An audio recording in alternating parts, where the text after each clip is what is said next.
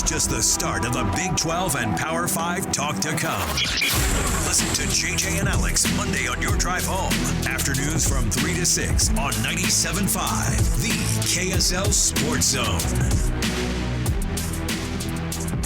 That's right. You can catch myself and Jeremiah Jensen from KSL 5 Television, JJ and Alex in the afternoons on 97.5 the KSL Sports Zone. You can also hear Mitch Harper and myself right here on 1st and 12. And then, of course, Mitch hosting Cougar Nation, hosting Cougar Sports Saturday.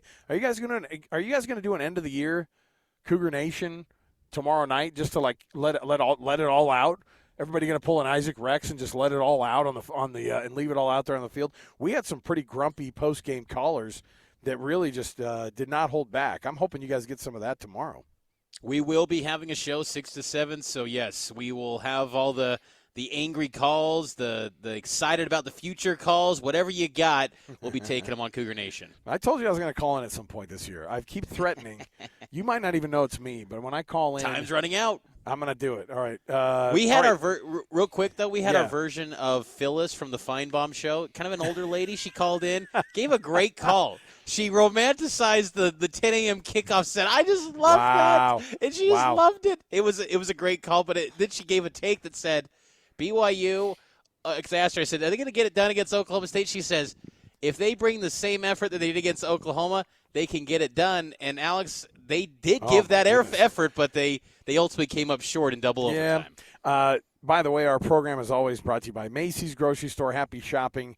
You can get your freshest fruits and vegetables, also your local farms and favorite local brands. Macy's, happy shopping. There you go. I had to sneak that in there. I thought of Oklahoma State, and then I thought of farms, and then I thought of Macy's. So, yeah, the effort was there. 24-6 at the half. We were blown away by what BYU's game plan was, which was putting it all out there. An onside kick that was brought back. I didn't know. Like Mitch, I was weirded out by it. Now I'm not an official, but in my world, when they go back on and review something and then go after review, there's a penalty on the play. Like throwing a flag on a review is kind of hard, and I couldn't tell if the guy had touched it or not, or where the ball was. And anyway, it seemed to go a little bit, the direction for Oklahoma State in that sense. But the fake punt, the throw from Ryan Rico to Batty was just hilarious. The hurdle that he tried, awesome, and it was just like everything that you wanted. Where it's just like, man, things are going for BYU to go up that quickly. And really, after the second play from scrimmage, when you saw that exchange fumble and you went, oh, my goodness, Jake Retzlaff is still not figured it out. What did you do at practice all this week, BYU? That giveaway at the very beginning was that is such amateur-level stuff, dude. And but their defense showed up. They got stops. They keep them to 6 points. They hold them to 6 in the first half. They score 24 themselves. They are rolling. But I'm looking at this thing, Mitch, and I really tried to make an effort in my mind. When they came out at the half, I went, this thing could get away from them because this is what they did to Houston. This is what Oklahoma State does. They come out, they kind of get a measure of what you are. Slow starts are not new to them. And BYU, fast starts are very new to them, right? They don't know how to hold a lead. They didn't even have a lead against Oklahoma. So the effort was there, but they were up 18 points, 3 scores going into the half. And we're looking around, and I still didn't feel comfortable. And as soon as they went 3 and out, and then Oklahoma State came down and scored, and Ollie Gordon looked like his ankle issues or whatever. They retaped him. I don't know what the shot it was that they gave him. He came out with a different energy in the second half. And I started to figure something out, Mitch, because at 40-34, which would ended up being the final, and they got the stop on the 2-point conversion. It was all there. The Isaac Rex fumble. It was kind of the perfect end to a season, like in the sense that like it felt like that's how that season was going to end, right?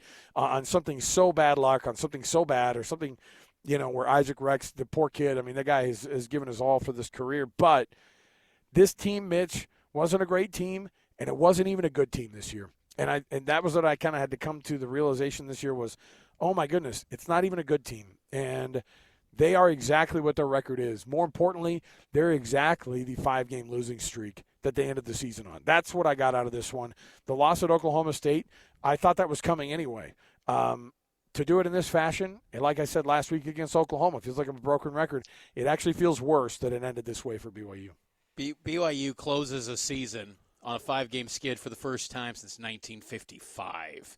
This sort of thing doesn't happen for BYU, and I think it's a new reality check for life in the Big 12 Conference. BYU, too, Alex, they forgot how to win.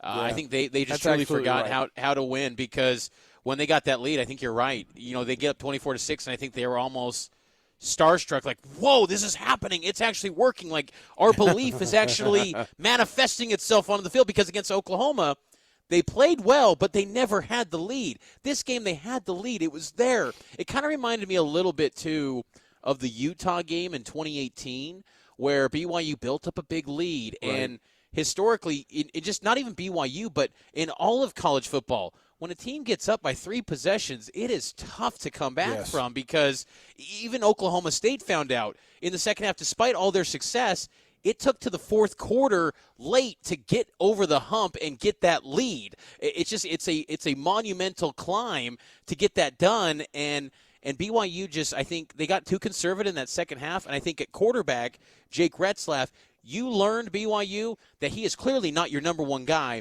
going into 2024. And I thought this was a game where you unload the playbook. Kalani Sitake, we'll hear from his commentary coming up a little bit later, but he said that they unload that playbook. They didn't unload it in the second half. No. They were too conservative, and Jake Retzlaff's accuracy was a glaring issue. He was not even giving guys chances to catch the ball. And I thought in that second half, they should have turned to Keaton Slovis. Not to say Keaton Slovis is going to right all the wrongs with this team, but it's an empty-the-tank moment. Don't leave any what-ifs out on that field in that game. And I kind of wonder what could have been for BYU with maybe a drive with Slovis potentially. And you got to give credit to Retzlaff for manufacturing that drive late to give them a chance to tie up the game with a Will Ferrin kick. But I just thought that the play calling on the offensive side in the second half left a lot to be desired, and I was impressed with how Oklahoma State, despite their mistake-filled first half, they came out in that second half and just fired back and believed in what they've done this year with Alan Bowman on those quick hit screens, and then Ollie Gordon, 34 carries, 166 yards. The running backs in the Big 12 are elite. I would put these running backs against any running backs in college football. I mean, Blake Corum's a stud at Michigan, and he had another big one in the Big Ten. But the depth at running back in this conference is amazing, and Ollie Gordon, I think, is truly the best. That guy is an absolute baller for Oklahoma State. Yeah, anytime you can put up a stat like the 5-touchdown day that he had, breaking or at least tying a Barry Sanders record in a game for 5 touchdowns.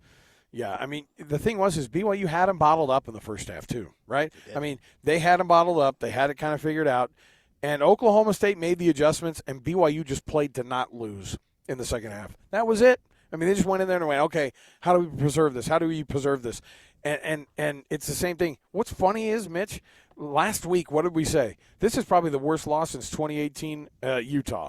And then now this week you go, this is probably the worst loss since last week, right? Like both of those games, both of them, this one felt even worse, like you were saying. It had that slow motion car crash situation where you're like watching it happen and you can't stop it, right? You're like, no. And that's exactly what was going on with Oklahoma State. They were so much more the better team in the second half. It was almost a joke. Like BYU, you know exactly what's going to happen in the second half. They're going to give it everything because they are going to go to the Big 12 championship game if they beat you, which is exactly what they did, and they showed everybody, hey, a team that went 1-2 to start the season and had a 6-touchdown loss even 2 weeks ago is still going to go to the Big 12 championship game, and Mike Gundy knows how to get those guys dialed up. We have a lot still to break down about this.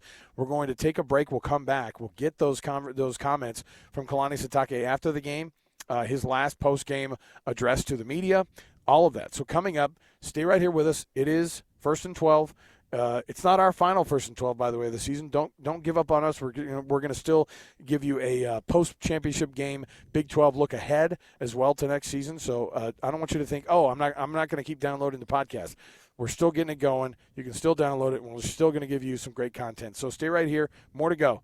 97.5, the KSL Sports Zone, and also KSL News Radio right here every Sunday on 1st and 12. Stay with us.